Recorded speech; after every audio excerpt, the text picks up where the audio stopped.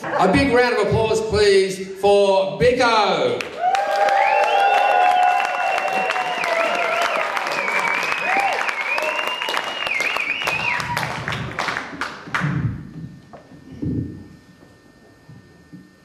Okay.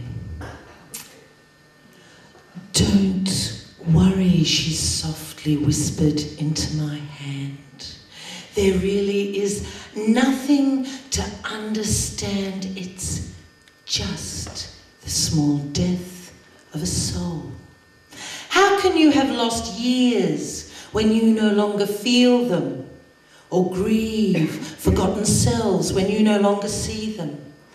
Quietly slipping away, it's a daily affair till you never noticed that you're no longer there.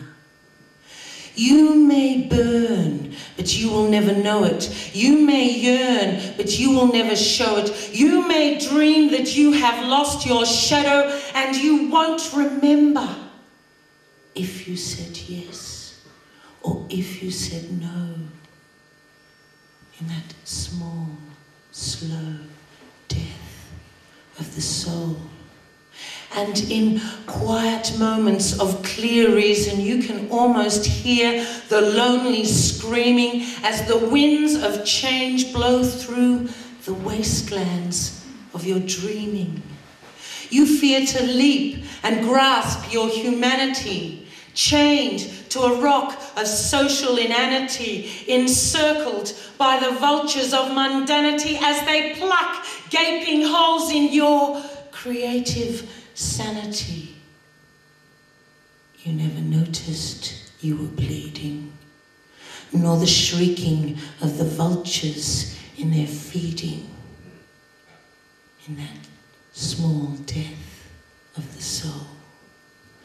Don't worry, she softly whispered into my hand. There really is nothing to understand.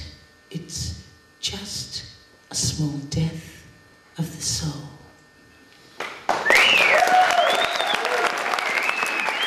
Motherhood. It begins. An alchemical moment.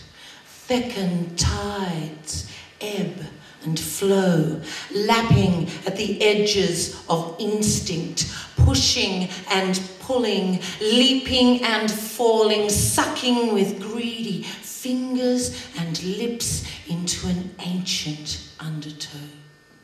Swept away by the waves of desire, you're sent leaping for the stars in passion's final act as you're cast, spent, upon an unknown shore.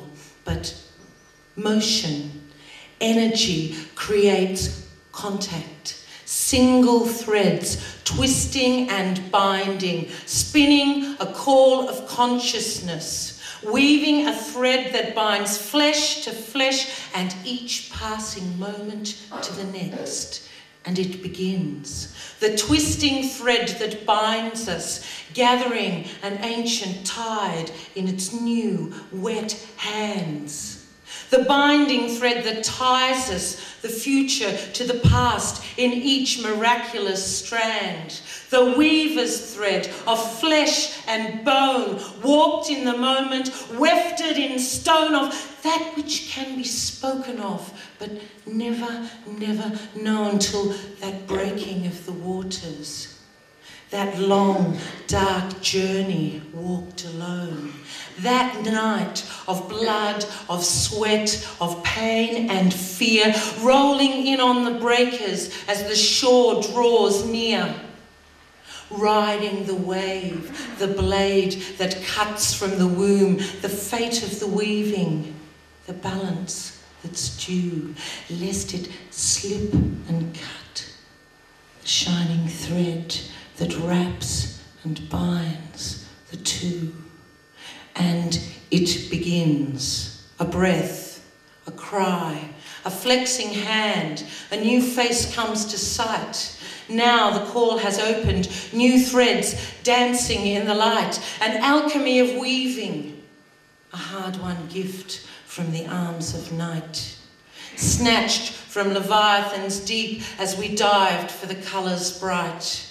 and the mantle of the mother covers you in the veil that binds us all, a reading of the future in the colours of the call that shall bind you to that moment as you leapt into the light, drunk on the pulsing oceans of the endless tidal night, to catch that shuttle as it passed you, dropped from a weaver's hand, the power in the binding of a single shining strand.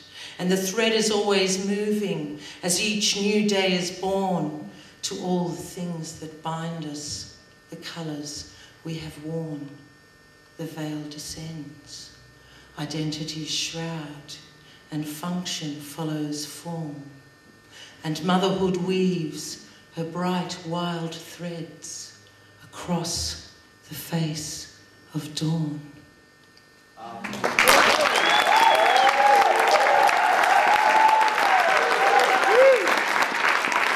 I, Lilith, who will not lie beneath thee, would ask, by whose leave wouldst thou besmirch me and murder my children with thine perfidy? Thou who would cast me out and ask for my life because thou wanted a slave and not a wife, whose law taught thee to try to take all that I am from me? I, who would walk beside thee, who would share all that I have in equality. And I, Lilith, who will not part with what I am, asks at the hand of God in the hand of man, to ask why I, who is goddess born, should be cast as succubi and demon spawn, because I take what is freely given and give myself in dreams unbidden, to show men power of woman's song, to know the goddess wise and strong. Why should this threaten thee and thine masculine God? If thine God truly has dominion over sky and sod. And I, Lilith, who will not lie beneath thee, would ask to leave that which is mine to me, and tend well what lies in thine own hand. And one day thou may understand the difference that lies between a woman and a rib, between what you would take and what I would give.